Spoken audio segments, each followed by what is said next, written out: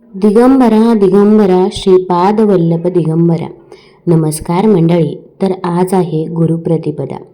तर आज मी तुम्हाला गुरुप्रतिपदेची कथा सांगणार आहे. त्याचसोबत गुरुचरित्रमधील 51 अध्याय व 52 अध्याय यामधील देखील कथा सांगणार आहे. ही कथा ऐकल्यामुळे आपल्याला दत्तगुरूंचा आशीर्वाद प्राप्त होतो. आपल्या घरामध्ये सुख शांती समृद्धी येत असते. त्यामुळे व्हिडिओ स्किप न करता शेवटपर्यंत जरूर बघा. चॅनलवरती नवीन असाल तर चॅनल लाईक करा आणि सबस्क्राईब देखील करा. तसेच कमेंटमध्ये श्री गुरुदेव दत्त किंवा दिगंबरा दिगंबरा श्रीपाद वल्लभ दिगंबरा लिहायला विसरू नका, जेणेकरून आपल्याला देखील दत्तगुरूंचा आशीर्वाद नक्कीच प्राप्त होईल. भारतीय संस्कृती आणि परंपरा यामध्ये अनेक गोष्टींना अनन्यसाधारण महत्त्व आहे. मराठी महिन्यात येणाऱ्या तिथी, त्या तिथींवर साजरे केले जाणारे सण, उत्सव, व्रत, वैकल्य आणि यांचे महात्म्य वैशिष्ट्यपूर्ण आहे. माघ पौर्णिमा झाल्यावर येणारी माघ वद्य प्रतिपदा या दिवशी गुरुप्रतिपदा असते.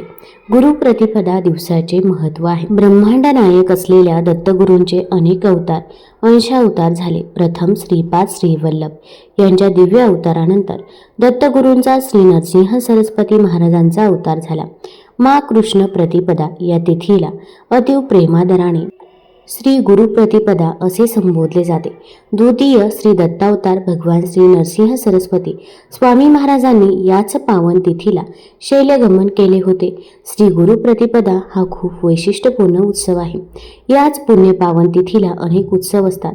अशा सर्व सुयोगामुळे श्री गुरुप्रतिपदा ही फार विशेष पुण्यतिथी असून सर्वच गुरु संप्रदायामध्ये मोठ्या प्रमाणावर साजरी होते. गुरुप्रतिपदा या दिवशी श्री नरसिंह सरस्वती स्वामी महाराज कर्दळी वनात गुप्त झाले. निजगमनात जाताना स्वतःच्या निर्गुण पादुका स्वामींनी श्री क्षेत्र गंगापूर येथे सेवेकरता ठेवल्या असे सांगितले जाते. श्री नरसिंह सरस्वती स्वामी महाराजांनी श्री क्षेत्र गंगापूर येथे आपल्या निर्गुण पादुका स्थापन करून शैलगमन केले होते. म्हणून हा उत्सव गंगापूरला खूप दिव्य स्वरूपामध्ये साजरा होत असतो. हा दिवस श्री क्षेत्र गंगापूर येथे मोठ्या प्रमाणात साजरा होतो. भगवान श्री नरसिंह सरस्वती स्वामी महाराजांनी कृष्ण तीरावरील श्री क्षेत्र औदुंबर येथे एक चातुर्मास वास्तव्य झाल्यावर आपल्या विमल पादुका स्थापन करून वडिलागमन केले होते. ते श्री क्षेत्र नरसिंहवाडी येथे 12 वर्ष राहिले व अनेक लीला केल्या. श्री गुरुचरित्रमधील अध्याय 51. श्री गणेशाय नमः. सिद्ध म्हणाला नामधारका. श्री गुरु श्री नरसिंह सरस्वतींनी आपल्या शिष्यांना व भक्तांना ते श्री शैल पर्वतावर गुप्तपणे राहणार असल्याचे सांगितले. मग सर्व तयारी करून ते 4 शिष्यांसमवेत श्री शैलकडे जाण्यास निघाले. त्यांना निरोप देताना लोकांना फार दुःख झाले होते. ते आतुरतेने म्हणत होते, स्वामी तुम्ही आमचे मायबाप आहात, तुम्हीच तारणहार आहात. तुम्ही गेल्यावर आम्ही कोणाच्या आश्रयात जावे? श्री गुरूंनी त्यांचे सांत्वन केले. ते म्हणाले, तुम्हाला कुठेही जाण्याची गरज नाही. मी लौकिक अर्थाने येथून प्रस्थान केलेले असले तरी सूक्ष्म रूपाने गंगापुरातच राहणार आहे याची खात्री बाळगा. सद्भक्तांना माझे दर्शन होईल. माझी येथील नित्यकर्मेही चालूच राहणार आहेत. मी सकाळी कृष्णा नदीत स्नान करेन, पंचनदी संगमावरील औदुंबर वृक्षाखाली अनुष्ठान करेन, मध्याने भीमा अमराजा संगमावर स्नान करेन, मग मठात येऊन तुमच्या पूजेचा स्वीकार करेन. माझ्या भक्तांकडे माझे अहोरात्र लक्ष राहील.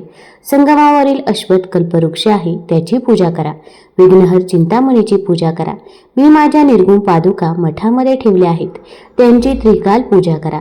या सेवेने तुमच्या सर्व इष्टकामना पूर्ण होतील. तुमच्या चिंतेचे, कार्यातील विघ्नांचे निवारण होईल. अष्टतीर्थांची यात्रा करणारे मला विशेष प्रिय होतील. श्री गुरूंनी सर्वांचा निरोप घेतला.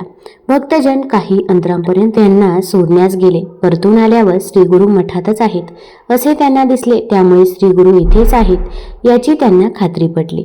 पाताळगंगेच्या तीरावर श्री गुरु शिष्यांना म्हणाले, आम्हाला पलीकडे जायचे आहे. आमच्यासाठी पुष्पांचे आसन तयार करा.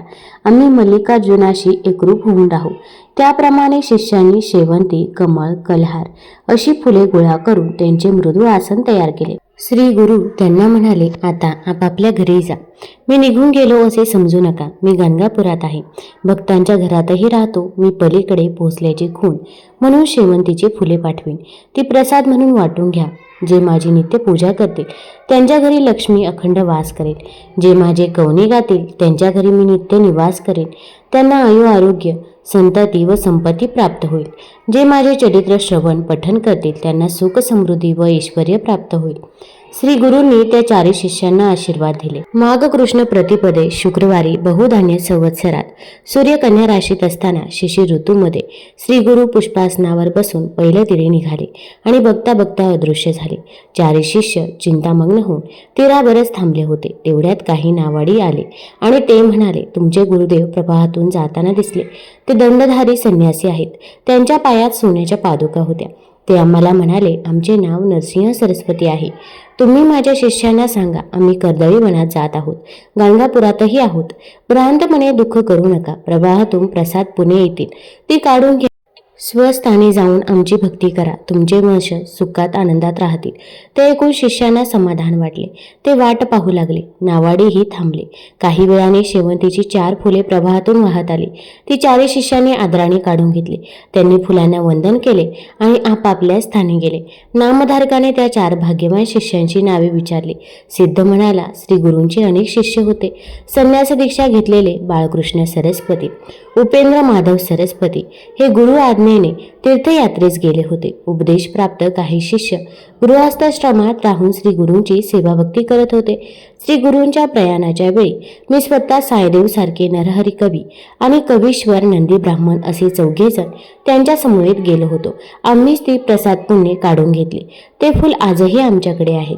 मी त्यांची नित्य पूजा करतो. सिद्धाने ते शेवंतीचे फूल नामधारकाला दाखवले. त्याच्या दर्शनाने नामधारकास अत्यानंद झाला. सिद्ध नामधारकास म्हणाला, बा सचिष्या, असे आहे श्री गुरूंचे अद्भुत चरित्र. त्यांचे महात्म्य काय वर्णन करावे. तू आस्थेने ऐकलेस म्हणून मीही आवडीने सांगितले. आता तुझे दुःख व दारिद्र्य गेलेच म्हणून समज. श्री गुरूंच्या कृपाप्रसादाने तुझे सर्वच मंगल होईल. तुझे पुत्र पित्र लक्ष्मंत होतील, सुखात नांदतील. जे श्री गुरूंची भक्ती करतात त्यांना 4 पुरुषार्थ साध्य होतात. सिद्धाच्या आशीर्वादाने नामधारकास परम संतोष वाटला. त्यांचे कल्याण झाले. सिद्ध योगी नामधारकाला दत्त जन्माख्यान सांगू लागले. ते म्हणाले, वत्सा, सृष्टीच्या उत्पत्तीपूर्वी सर्व जलमय होते. नंतर त्यात हिरण्यगर्भ निर्माण झाले. हिरण्यगर्भ म्हणजेच रजोगुणाने उत्पन्न झालेला ब्रह्मा. त्याला ब्रह्मांड असेही म्हणतात. त्याची 2 शकले झाली, आकाश आणि भूमी. ब्रह्माने त्यामध्ये 14 भुवनांची रचना केली.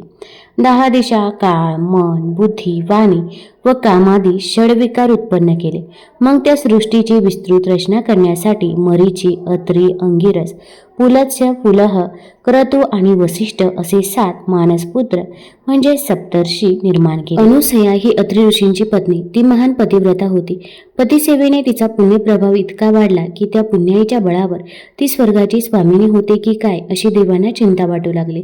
इंद्राधिकाने ब्रह्मा, विष्णू आणि महेश यांची भेट घेऊन या चिंतेचे निवारण करण्यास सांगितले. इंद्र म्हणाला, अनुसया पतिभक्त आहे. तिचे अलौकिक आचरण पाहून सूर्यही घाबरतो. तिला त्रास होऊ नये म्हणून अग्नी, वायू, पृथ्वी हे सर्वच सौम्य होतात. तिला उपद्रव झाल्यास ती आम्हाला शाप देईल की काय अशी सतत भीती वाटते. यावर काहीतरी निश्चित उपाययोजना करावी. अनुसयेचे सत्व पाहण्यासाठी ते भिक्षुक रूपाने अत्रींच्या आश्रमात आले. त्यावेळी अत्री ऋषी अनुष्ठानासाठी बाहेर गेले होते. आश्रमात अनुसया एकटीच होती. त्यांनी तिला हाक मारली व म्हणाले, आम्ही ब्राह्मण अतिथी खूप भुकेलो आहोत. तुम्ही इच्छा भोजन देता अशी कीर्ती ऐकून येथे आलो आहोत. अनुसयेने त्यांचे यथोचित स्वागत केले. ते म्हणाले, आम्ही स्नानादी कर्मे करूनच आलो आहोत. अत्री येईपर्यंत थांबणे आम्हाला शक्य नाही. त्वरित भोजन देत असाल तर ठीक, नाही तर आम्ही जातो. त्यांचे म्हणणे मान्य करून अनुसयेने त्यांना आश्रमात नेले. त्यांना पाटावर बसवले, पात्रे मांडली. तेव्हा भिक्षुक म्हणाले, हे सती, आम्ही तुझ्या सौंदर्याची कीर्ती ऐकून येथे आलो आहोत. तुझ्या हातच्या स्वयंपाकाची चव घ्यावी आणि तुझे विवस्त्र सौंदर्य पाहावे अशी आमची इच्छा आहे.